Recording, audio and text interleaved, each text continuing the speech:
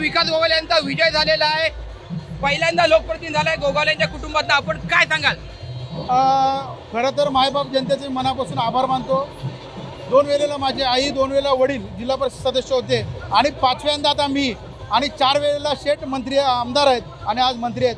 त्याबद्दल या संपूर्ण शिवसैनिकांचं ज्यांनी माझ्यावरती विश्वास दाखवला त्यांचं मी अत्यंत मनापासून आभार मानतो. आणि त्यांचा 5 वर्ष हा विकास गोगावले सेवेकरी म्हणून या ठिकाणी काम करेल अशा पद्धतीचा शब्द मी. तुमचं नाव चर्चेत आल्यापासून वेगळ्या प्रकारे विरोध केला गेला, तुम्हाला अडचणीत आणण्याचा प्रयत्न, त्यानंतर देखील सीट विन झालेली आहे. जनतेने निवडणूक हातामध्ये घेतली होती आणि जनतेने निवडणूक हातामध्ये घेतल्यानंतर काय होतं हे आज चित्र स्पष्ट झालेलं आहे. आपण जर पाहिलं तर महाड, परतपूर, रायगडमध्ये विजय, रायगडच्या विजयाबद्दल काय सांगाल? रायगड आता जवळपास आम्ही 15-20 सीटांनी आघाडीवरती आहोत. बघूया, बहुमत जनतेने दिलं तर जनतेचं खरोखर अत्यंत मनापासून आभार आहे. महाड, परतपूरमध्ये चांगला विजय आलेला आहे, त्याबद्दल सर्व शिवसैनिकांचा आभार. रायगडच्या जिल्हा परिषद अध्यक्षपदासाठी कसं असेल? हे पक्षश्रेष्ठी आदरणीय शिंदेसाहेब, आदरणीय डॉक्टर श्रीकांत शिंदे असतील आणि आदरणीय भरतशेठ गोगावले ठरवतील, ते आम्हाला निर्णय मान्य राहील. सचिन कदम, साम टीव्ही, रायगड.